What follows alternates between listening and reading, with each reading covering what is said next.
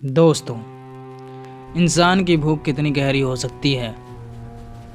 रोटी की भूख मिट सकती है, लेकिन दौलत और ताकत की भूख इंसान को सीधा नरक के दरवाजे पर ले जाकर खड़ा कर देती है। हमारे वेदों में यक्षिणी साधना का जिक्र मिलता है। लोग सोचते हैं यक्षिणी कोई अप्सरा है जो प्रकट होकर उन्हें सोना चांदी की बारिश कर देगी, उन्हें कोई सिद्धि दे देगी, उन्हें गड़ा हुआ धन दे देगी, उन्हें फेमस कर देगी। इस प्रकार की कुछ साधनाएं करी जाती हैं यक्षिणी को पाने के लिए, ताकि वो अपनी इच्छाएं पूरी कर सके। लेकिन कभी कभी सच इतना भयानक हो जाता है कि उसे सुनने भर से बड़े बड़े तांत्रिकों का खून पानी हो जाता है। यक्षिणी कोई देवी नहीं है, वो पाताल की एक ऐसी पिशाचिनी है जिसे सिद्ध करने के लिए इंसान को इंसान होना छोड़ना पड़ता है। और अगर साधना में कोई चूक हो भी गई तो वो दौलत नहीं देती, वो इंसान के शरीर से उसे खोखला करके खा जाती है। आज प्रेताकाल पर जो फाइल मैं खोलने जा रहा हूँ वो मध्य प्रदेश के पुलिस रिकॉर्ड में भी आज भी एक अनसुलझी मौत के नाम से दर्ज है। यह कहानी एक ऐसे आदमी की है जिसने अपने लालच में आकर मौत से सौदा तय किया था। अगर आप भी अकेले हैं और आपके कमरे में भी अंधेरा है तो अपनी सांसों की आवाज़ पर गौर कीजिएगा, क्योंकि जब वो आती है तो सबसे पहले हवा में सड़े हुए मांस की बदबू आती है। यह खौफनाक दास्तान साल 2004 की है।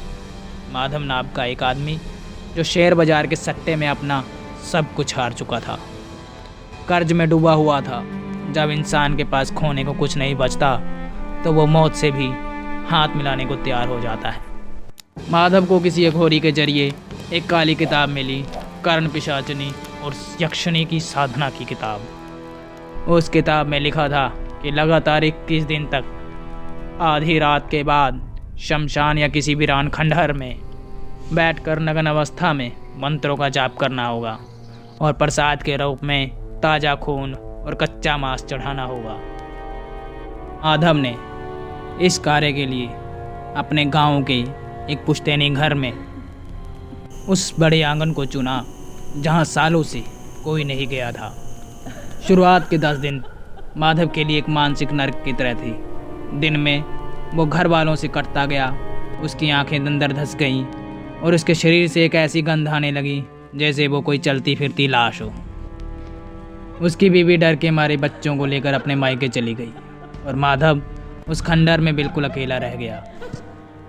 साधना के 15वें दिन यह साधना असर दिखाने लगती है। जब रात को वह उस कोयले और सिंदूर से बने चक्कर के बीच में बैठता है तो उसे चारों तरफ एक लाल आंखें दिखाई देती हैं। उस तांत्रिक घेरे के बाहर से अजीबोगरीब आवाज़ें आती हैं। कभी किसी बच्चे के रोने की आवाज़, कभी किसी औरत के चीखने की आवाज़। यह सब माधव का ध्यान भटकाने के लिए था, क्योंकि नियम यह भी था चाहे कुछ भी हो जाए घेरे से बाहर नहीं निकलना है।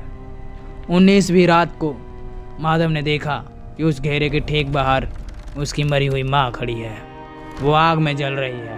वो चिल्ला रही है, माधव मुझे बचा ले, मैं जल रही हूँ। माधव का दिल दहल गया, लेकिन उसने आंखें बंद कर ली और मंत्र पढ़ता रहा। वो जानता था कि वो उसकी माँ नहीं बल्कि वो शैतानी ताकतें हैं जो घर के बाहर इंतजार कर रही हैं। आखिरकार वो 21वीं रात आ गई, अमावस की वो रात जब आसमान में चांद का कोई नामो निशान नहीं था। माधव उस तांत्रिक घेरे के बीचों बीच बैठा था। सामने एक पीली लो वाला दिया जल रहा था और एक मिट्टी के बर्तन में कच्चा मांस रखा था। रात के ठीक 2:30 बजे हवा एकदम रुक गई। वो पीली लो अचानक नीली गहरी हो गई और फिर आसमान के उस गुप्त अंधेरे से आवाज़ आई जैसे कई पुरानी हड्डियां एक साथ टूट रही हों। माधव के सामने का अंधेरा फटने लगा और उसे अंधेरे को चीरते हुए वो बाहर आई। किताबों में लिखा था कि वो सुंदर होगी, लेकिन माधव के सामने जो खड़ा था उसे देखकर उसका दिमाग शून्य रह गया।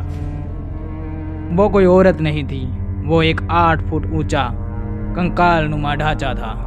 उसकी चमड़ी जगह जगह से गली हुई थी और उसमें से काले कीड़े पड़ रहे थे। उसके बाल जमीन पर सांपों की तरह रेंग रहे थे। वह माधव के घेरे के ठीक बाहर आकर खड़ी हो गई। उसने अपना लंबा सड़ा हुआ हाथ आगे बढ़ाया और बोला, तूने मुझे बुलाया माधव? उसकी आवाज़ में लाखों लोगों के कराहने की गूंज थी। माधव का शरीर थर थर कांपने लगा। उसका मंत्रों पर से ध्यान हट गया। वो डर के मारे अपनी जगह से पीछे खिसक गया और यही उसकी सबसे बड़ी गलती थी, जिसका इंतजार वो डायन पिशाचनी कर रही थी।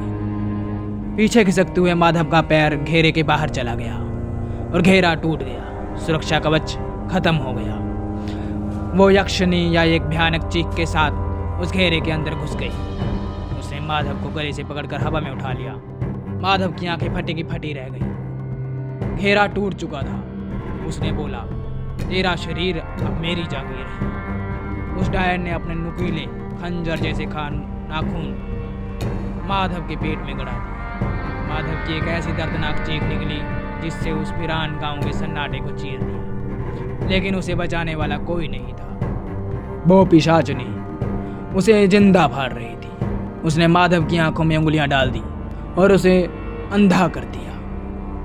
उसकी आंखों से खून का फव्वारा निकला जो पूरे आंगन में फैल गया। अगले दिन जब पड़ोसी ने उस घर का दरवाजा तोड़ा तो अंदर का नज़ारा देखकर पुलिस वालों को भी और पड़ोसियों को भी उल्टी आ गई। माधव का शरीर जमीन पर नहीं था।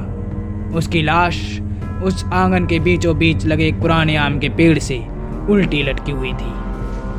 उसके शरीर में खून की एक भी बूंद नहीं बची थी। उसका पेट फटा हुआ था और अंदर के सारे अंग गायब थे। और सबसे भयानक बात, दीवार पर माधव के ही खून से लिखा था, भूख अभी बाकी है। तो दोस्तों, यह तंत्र विद्या का वो काला सच है जिसे लोग पैसों के लालच में अनदेखा कर देते हैं। यक्षिणी कभी किसी को गुलाम नहीं होती, वो सिर्फ और सिर्फ मौत की सौदागर होती है। अगर आपको भी कभी कोई शॉर्टकट बनने से अमीर बनने का रास्ता दिखाई तो समझ लेना कि वो रास्ता सीधा आपकी कब्र तक जाता है। अगर इस कहानी ने आपकी रूह को कपा दिया तो कमेंट में जय महाकाल लिखकर अपनी हाजिरी दें ताकि वो बुरी शक्तियाँ आपसे दूर रहें। प्रेताकाल को अभी सब्सक्राइब करें, क्योंकि हम लाते हैं सिर्फ वो खौफनाक सच जो आपको सोने नहीं देगा।